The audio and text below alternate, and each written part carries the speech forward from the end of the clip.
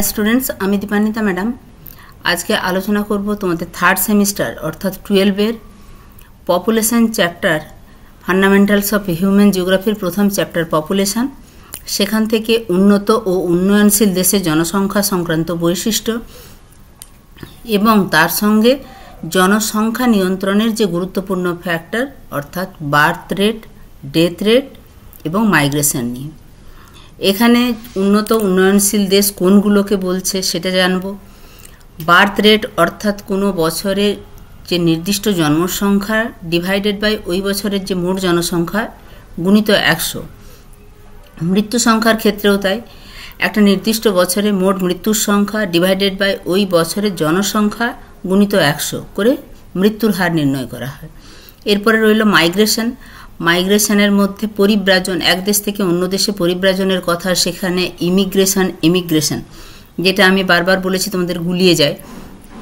धरो आमादेर एदेश थेके केउ यूएसए जाच्छे बसबासेर उद्देश्ये तो एखान थेके एग्जिट करछे माने भारतेर भित्तिते तार एमिग्रेशन होच्छे इएमएमआई और यूएसएते इन करछे ओखाने हच्छे इमिग्रेशन आईएमएमआई। এই সম্পূর্ণ ব্যাপারটা নিয়ে আজকে আলোচনা করব। তো মূল আলোচনায় যাওয়ার আগে বলবো চ্যানেলে তোমরা নতুন হলে চ্যানেলটা সাবস্ক্রাইব করে পাশের বেল আইকন প্রেস করে রাখো যাতে আমি নতুন কোনো ভিডিও আপলোড করার সাথে সাথে তোমাদের কাছে নোটিফিকেশন পৌঁছে যায়। কারণ আমি তোমাদের প্রত্যেকটা চ্যাপ্টার নিখুঁতভাবে আলোচনার পাশাপাশি প্রত্যেকটা চ্যাপ্টার থেকে যত ধরনের এমসিকিউ হবে সমস্ত ধরনের এমসিকিউ আলোচনা করে চলেছি। উন্নত উন্নয়নশীল দেশের সময় জনসংখ্যা সংক্রান্ত বৈশিষ্ট্য demographic characteristics of developed and developing countries कोनगुलो डेवलप्ड कान्ट्री कोनगुलो डेवलपिंग कान्ट्रिज आमरा जानी पृथिवीर उन्नत देश बोलते अमेरिका जुक्तराष्ट्र Japan Sweden Denmark Belgium France Germany এই সমস্ত উন্নত দেশগুলোতে কিন্তু জনসংখ্যা বৃদ্ধির হার খুবই কম। অপরদিকে এশিয়ার উল্লেখযোগ্য দেশ যেমন ভারত চীন বাংলাদেশ পাকিস্তান এই সমস্ত যে উন্নয়নশীল দেশ যেগুলো উন্নতির পথে অবস্থানকারী দেশ তাদের জনসংখ্যা বৃদ্ধির হার খুবই বেশি। উন্নত উন্নয়নশীল দেশসমূহের এই প্রকার জনসংখ্যা বৃদ্ধির পার্থক্যের কারণগুলো কি না আমরা প্রথমে যদি দেখে নিই যে উন্নত দেশসমূহে জনসংখ্যা বৃদ্ধির হার কম কেন সেখানে জনসংখ্যা সংক্রান্ত বৈশিষ্ট্য কি কি। এই দেশের অধিবাসীরা পুষ্টিকর ও সুষম খাদ্য গ্রহণ করে। এখানকার সব দেশে আধুনিক চিকিৎসার সুযোগ সুবিধা রয়েছে। পৃথিবীর উন্নত দেশগুলির অধিবাসীদের জীবনযাত্রার মান অত্যন্ত উন্নত। পৃথিবীর প্রতিটি উন্নত দেশ শিল্পে অত্যন্ত উন্নত। এখানে জন্মহার মৃত্যুহার দুটোই কম। অধিকাংশ অধিবাসী শহরে বসবাস করেন। অধিকাংশ মানুষ সুশিক্ষিত। জন্ম নিয়ন্ত্রণের নীতি সম্পর্কে সবাই সচেতন এবং সচেতনভাবেই সেগুলো মানা হয় এবং বিবাহের বয়সটাও সঠিক। এদিকে উন্নয়নশীল দেশসমূহে জনসংখ্যা সংক্রান্ত বৈশিষ্ট্যগুলো কি কি demographic characteristics of developing countries এখানকার অধিকাংশ অধিবাসীদের পুষ্টিকর ও সঠিক মাত্রায় খাদ্য গ্রহণের আর্থিক সামর্থ্য নেই। এখানকার সব দেশে আধুনিক চিকিৎসার সুযোগ কম। উন্নয়নশীল দেশসমূহের অধিবাসীদের জীবনযাত্রা নিম্নমানের। উন্নয়নশীল দেশগুলোতে শিল্পের প্রসার সেভাবে ঘটেনি। এখানে জন্মহার মৃত্যুহার উভয়ই বেশি। অধিকাংশ মানুষ গ্রামে বাস করেন। অধিকাংশ মানুষ শিক্ষিত নয়। জন্ম নিয়ন্ত্রণের নীতিও সঠিকভাবে গৃহীত হয়নি। অর্থাৎ উন্নত দেশের সঙ্গে উন্নয়নশীল দেশের এই যে জনসংখ্যাগত বৈশিষ্ট্যগুলো সবগুলোই সম্পূর্ণ বিপরীত মেরুতে অবস্থানের কারণে জন্মহার তথা জনসংখ্যার হার দ্রুত বৃদ্ধি পেয়ে চলেছে উন্নয়নশীল দেশে। উন্নত দেশে কিন্তু অনেক নিয়ন্ত্রিত বরং কোনো কোনো জায়গায় অধোমুখী। এখানে জেনে রাখো তো কয়েকটা জিনিস জেনে রাখা খুব দরকার। পৃথিবীর সবচেয়ে কম জনসংখ্যার দেশ কোনটা তার আয়তনও সবচেয়ে কম 764 জন মাত্র জনসংখ্যা ভ্যাটিকান সিটি। জনসংখ্যা বিচারে পৃথিবীর ক্ষুদ্রতম শহর কোনটা ইউএসের ওকলাহোমা রাজ্যের লটসি কাউন্টি মাত্র 6 জন একটা শহরে মাত্র 6 জন বাস করে। জনসংখ্যা বৃদ্ধি প্রায় স্থির অবস্থায় রয়েছে সেটা কোথায় জার্মানিতে। জনঘনত্ব সাধারণত বেশি হয় কোথায় যে কোনো সমতলভূমি অঞ্চলে সেটা নদী তীরবর্তী হোক বা উপকূলবর্তী অঞ্চলে জনঘনত্ব তুলনামূলক বেশি। ভারতের আধুনিক জনগণনার জনক কাকে বলা হয় ডব্লিউ হান্টারকে। সবচেয়ে বিরল জনবসতিযুক্ত মহাদেশ কোনটি আন্টার্কটিকা। প্রকৃতির দুর্গমতার জন্য আন্টার্কটিকা বিরল জনবসতির মহাদেশ। এখানে জনসংখ্যা বৃদ্ধির নিয়ন্ত্রক সমূহ এটা তোমাদের দেখবে সিলেবাসে একটা মূল জিনিস অর্থাৎ determinants and measures of population growth, যেখানে বার্থ রেট, ডেথ রেট এবং মাইগ্রেশনকেই গুরুত্ব দেওয়া হয়েছে। পৃথিবীর কোনো অংশ অধিক জনঘনত্বপূর্ণ, আবার কোনো অংশ জনবিরল। এই জনবন্টনের তারতম্যের কারণগুলো কি কি?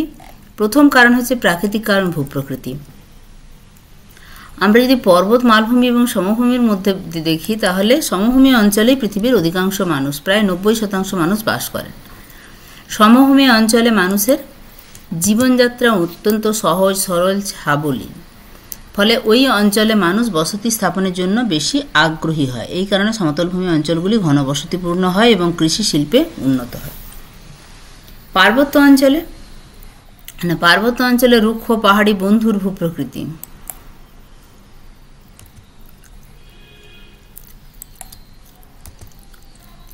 কোনো কাজের জন্য অনুকূল পরিবেশ সৃষ্টি করে না, বরং বেশিরভাগ স্থানে দুর্ভেদ্য ঘন বন রয়েছে। শুধুমাত্র যে সকল স্থানে পর্যটন শিল্প গড়ে ওঠার পরিবেশ রয়েছে, সেখানে জনবসতি সামান্য বেশি। তাহলে পার্বত্য অঞ্চলে সেভাবে জনবসতি নেই। শুধুমাত্র যে জায়গাগুলোতে পর্যটন শিল্পের জন্য বা পর্যটনের জন্য মানুষকে আকর্ষিত করে, সেখানে জনবসতি বেশি। মালভূমি অঞ্চল, বন্ধুর প্রকৃতিযুক্ত মালভূমি অঞ্চল কৃষিকার্যে সহায়ক নয়। শুধুমাত্র যে সকল স্থান খনিজ সম্পদের প্রাচুর্য রয়েছে, সেখানে শিল্প সমাবেশ দেখা যায়। আমরা যেমন দেখি ছোটনাগপুর মালভূমি অঞ্চলে। বন্ধুর ভূপ্রকৃতির জন্য কৃষিকার্যে সহায়ক নয়, কিন্তু এখানে প্রচুর খনিজ সম্পদ। একমাত্র খনিজ তেল বাদ দিয়ে সমস্ত ধরনের খনিজ সম্পদ পাওয়া যায় ছোটনাগপুর মালভূমিতে। দেখো, এখানে মালভূমি অঞ্চলের উদাহরণস্বরূপ বলা হয়েছে বিভিন্ন নদী অববাহিকার সমভূমি অঞ্চলে সুপ্রাচীন কাল থেকে বিভিন্ন সভ্যতার বিকাশ ঘটেছে। ফলে অঞ্চলগুলি জনবহুল, যেমন গঙ্গা, ব্রহ্মপুত্র, নীল নদ অববাহিকা জনঘনত্ব তথা জনসংখ্যা বেশি। অপরদিকে হিমালয়, রকি, আন্দিজ পার্বত্য অঞ্চল বা পৃথিবীর অনুর্বর মালভূমি অঞ্চলগুলিতে জনবসতি বেশ কম। তবে ছোটনাগপুর মালভূমি অঞ্চলে বিভিন্ন ধরনের খনিজ সম্পদ পাওয়া যায় বলে সেখানে শিল্প সমাবেশ ঘটেছে এবং জনসংখ্যা তুলনামূলকভাবে অনেক বেশি। মৃত্তিকা, উর্বর মৃত্তিকা কৃষিকার্যের পক্ষে উপযোগী আমরা জানি। ফলে পৃথিবীর অধিকাংশ জনসংখ্যার কেন্দ্রীভবন ঘটেছে কোথায়? উর্বর মৃত্তিকাযুক্ত অঞ্চলে, যেখানে কৃষিকাজের সহায়ক। অপরদিকে বন্ধুর পাহাড়ি অঞ্চল, অনুর্বর সূক্ষ্ম রুক্ষ মৃত্তিকাযুক্ত মরু অঞ্চল, বরফাবৃত মৃত্তিকা, যেখানে কৃষিকাজ এবং জীবিকার সুযোগ কম, সেখানে জনসংখ্যা কম দেখা যায়। মৃত্তিকার যদি আমরা উদাহরণ দেখি, তাহলে গঙ্গা, ব্রহ্মপুত্র, ইয়াংশি কিয়াং নদীর পলিগঠিত সমভূমি অঞ্চলগুলি কৃষিকাজের সুযোগ বেশি থাকায় এখানে জনসংখ্যা বেশি।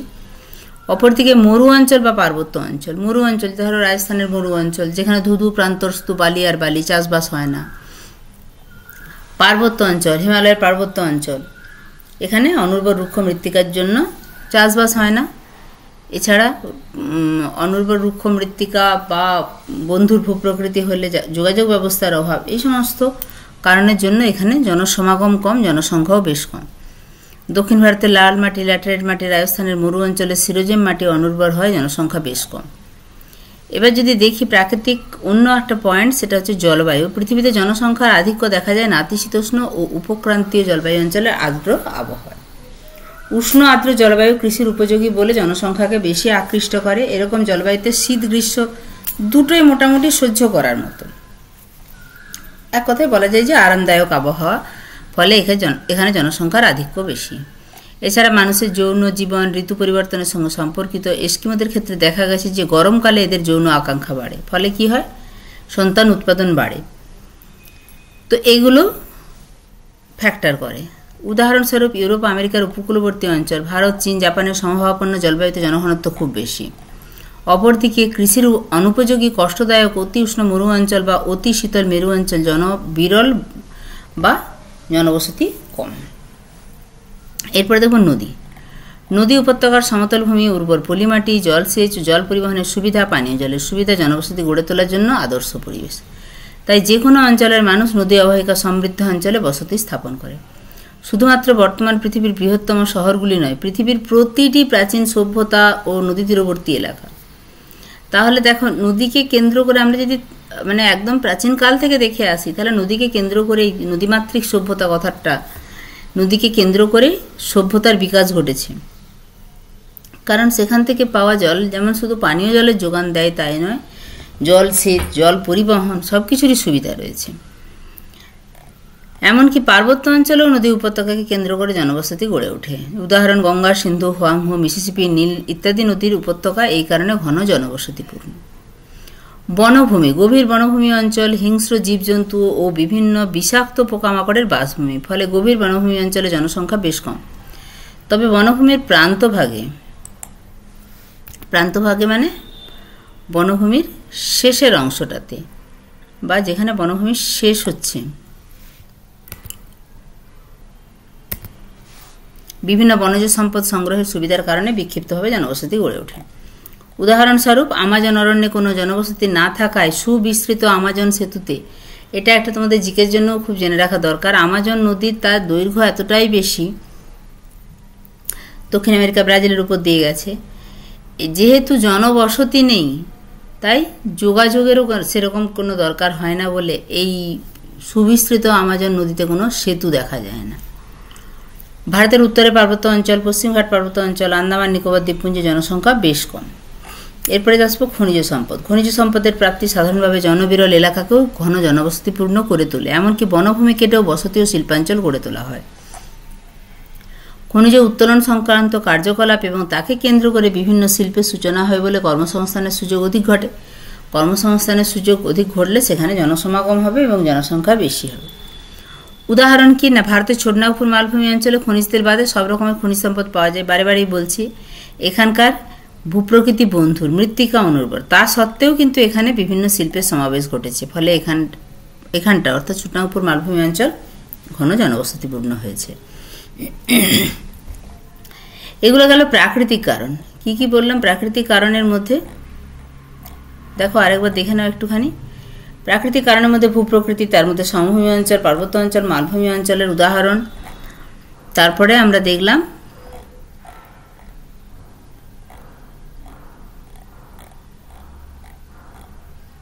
মৃত্তিকা, 3 জলবায়ু, 4 নদী, 5 বনভূমি, 6 খনিজ সম্পদ।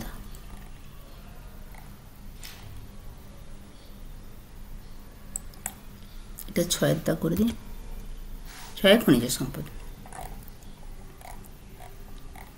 সমস্তগুলোই উদাহরণ দিয়ে তুলে ধরেছি। এরপরে অর্থনৈতিক কারণ। উন্নত জীবিকার সুযোগ, কৃষি, শিল্প, খনিজ উত্তোলন শিল্পের বিকাশ, উন্নত পরিবহন ব্যবস্থা, ব্যবসা বাণিজ্যের সমৃদ্ধি হলে জীবিকার সুযোগ সৃষ্টি হয়, ফলে সেখানে জনসমাগম বৃদ্ধি পায় এবং জনবসতি গড়ে ওঠে। জনবসতির বিকাশ আবার জনসংখ্যা বৃদ্ধিকে প্রভাবিত করে। তাহলে অর্থনৈতিক কারণের মধ্যে প্রথম পয়েন্ট হচ্ছে উন্নত জীবিকার সুযোগ।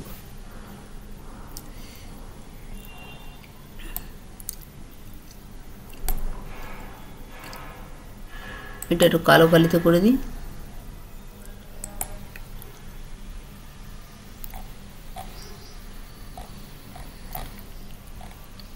আচ্ছা, এখানে হেডিংটা ব্রাউনে আছে তাই ব্রাউন করে দিলাম। একটু ডিপ ব্রাউন হয়ে গেল। তাহলে উন্নত জীবিকার সুযোগ যেখানে থাকবে সেখানে বেশি জনসমাগম হবে এবং জনবসতি বৃদ্ধি পাবে তথা জনসংখ্যা সেই অঞ্চলটার বৃদ্ধি পাবে। শ্রমের চাহিদা, কৃষি, শিল্প, বাণিজ্য সহ যে কোনো অর্থনৈতিক কাজে প্রচুর শ্রমিকের প্রয়োজন হয়। শ্রমের যোগান দেওয়ার জন্য জনসমাগম বেশি হলে জনসংখ্যা ও জনবসতি ঘনত্ব বৃদ্ধি পায়।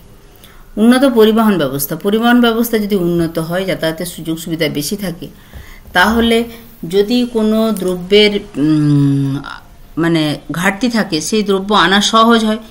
এক কথায় মানুষের প্রত্যেকটা জিনিস, যোগাযোগ ব্যবস্থা উন্নত হলে প্রত্যেকটা জিনিস মানুষের কাছে অনেক বেশি সহজলভ্য হবে, ফলে সেই অঞ্চলটাতে জনবসতির প্রসার ঘটবে এবং জনসংখ্যা বৃদ্ধি পাবে।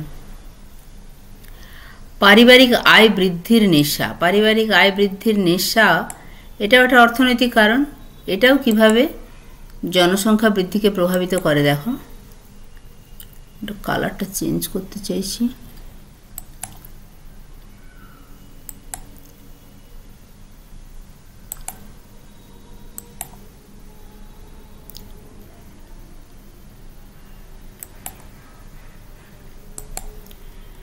অনুন্নত এবং অশিক্ষিত খেটে খাওয়া সমাজের মধ্যে অধিক সন্তান দ্বারা উৎপাদন বৃদ্ধির বা আয় বৃদ্ধির,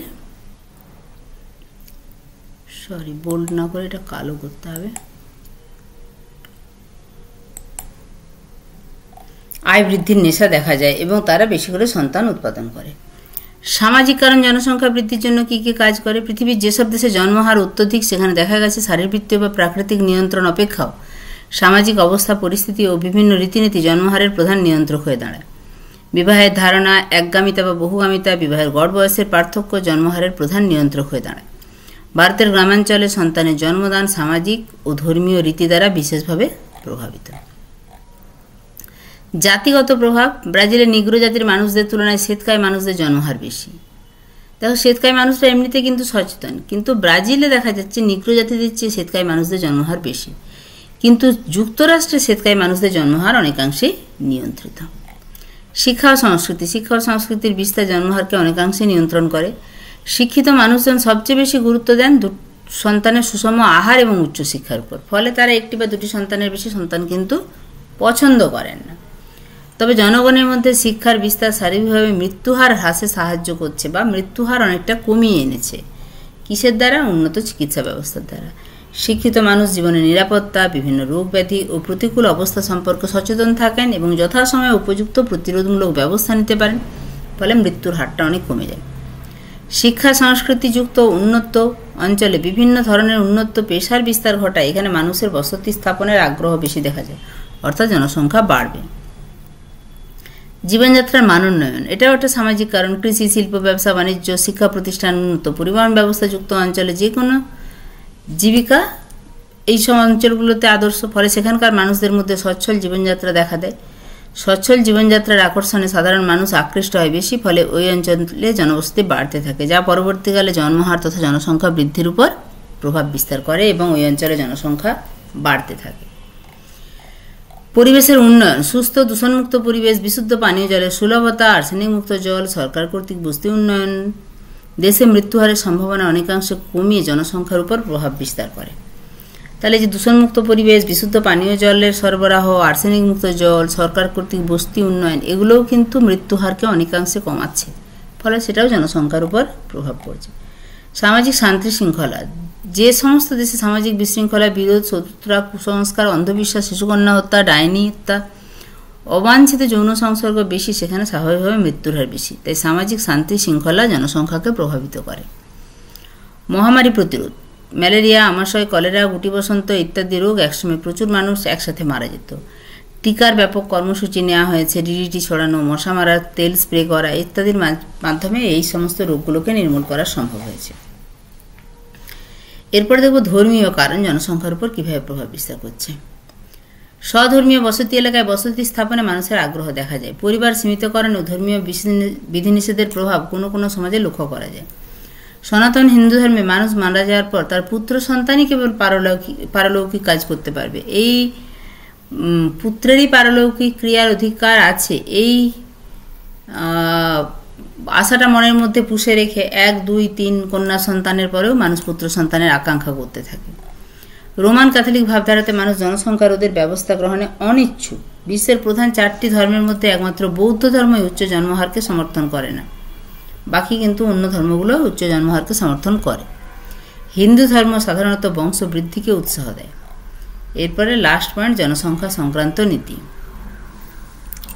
এশিয়া মহাদেশের অন্তর্গত চীন, Bharat, Indonesia, Thailand, Singapore, Sri Lanka, Japan, Korea প্রভৃতি প্রতিটি দেশ বিভিন্ন ধরনের জনসংখ্যা নীতি প্রণয়ন করে চলেছে। এশিয়ার দেশগুলোতে যেহেতু জনসংখ্যা বৃদ্ধির হার বেশি, তাই সেখানে বিভিন্ন রকমের পরিবার পরিকল্পনার পাশাপাশি নানান সামাজিক ও অর্থনৈতিক কর্মসূচি নেওয়া হয়েছে। তবে এশিয়া মহাদেশের মধ্যে একমাত্র জাপানে জন্ম নিয়ন্ত্রণ তথা জনসংখ্যা ধরে রাখার মতো একটি সফল দেশ। পৃথিবীর মধ্যে আফ্রিকা মহাদেশে জনসংখ্যা বৃদ্ধির হার খুব বেশি। আফ্রিকায় যে সমস্ত অঞ্চলগুলি ইংরেজরা উপনিবেশ স্থাপন করেছিল, সেখানে প্রথম পরিবার পরিকল্পনা কর্মসূচি গৃহীত হয়। কেনিয়া ও ঘানার পরিবার পরিকল্পনা কর্মসূচি সবচেয়ে পুরানো। দক্ষিণ আমেরিকার অধিবাসীরা মনে করেন যে তাদের দেশ বিপুল প্রাকৃতিক সম্পদের অধিকারী এবং সেগুলো ভোগ করার জন্য জনসংখ্যার প্রয়োজন। ভাবা যায়, দক্ষিণ আমেরিকার দেশগুলো মনে করছে আমাদের দেশে প্রচুর সম্পদ আছে, তাই প্রচুর জনসংখ্যার প্রয়োজন। তাই ব্রাজিল, আর্জেন্টিনা, কলম্বিয়া, চিলি প্রভৃতি দেশগুলির সরকারি জনসংখ্যা নীতি হলো জনসংখ্যা বৃদ্ধির সপক্ষে। এখানে জেনে রাখতে সার্বিক প্রজনন হার, টোটাল ফার্টিলিটি রেট, সারা জীবন ধরে বিভিন্ন বয়সী মায়েরা মাথাপিছু গড়ে যতজন শিশুর জন্ম দেন তাকে সার্বিক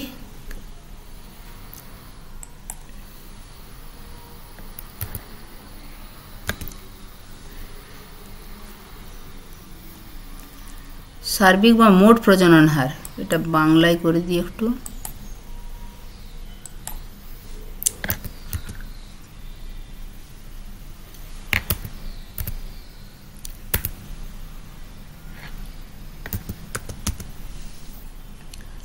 সার্বিক বা, এটা বানানটা ভুল হলো, দন্তস্বয়কার বয়রে ফরাসি ক, সার্বিক বা মোট প্রজনন হার বলে। উন্নত দেশগুলিতে এই হার কম, কিন্তু উন্নয়নশীল দেশগুলিতে এই হার কোনো কোনো ক্ষেত্রে 2 গুণ বা কম ক্ষেত্র বিশেষে 3 গুণ বেশি।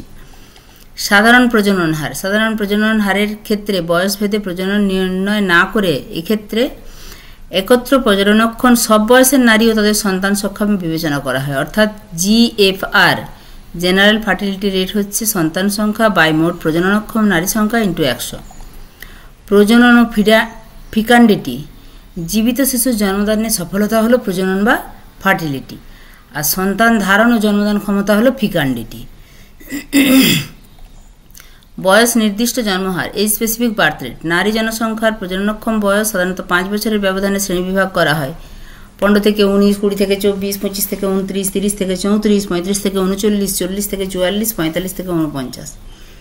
নির্দিষ্ট বয়স শ্রেণীর নারী সংখ্যা যত সংখ্যক শিশুর জন্ম দিবেন সেই সংখ্যা ও উক্ত বয়ক্রমের নারী সংখ্যার অনুপাতকে বয়ক্রম নির্দিষ্ট জন্মহার বলে। সূত্রটি হলো নির্দিষ্ট বয়ক্রমে মায়েদের সন্তান সংখ্যা বাই নির্দিষ্ট বয়ক্রমে নারী সংখ্যা গুণিত 100। এরপরে জনসংখ্যা বৃদ্ধির পরিমাপকগুলো পরের ক্লাসে আলোচনা করব, যেখানে আছে জন্মহার, মৃত্যুহার এবং মাইগ্রেশন।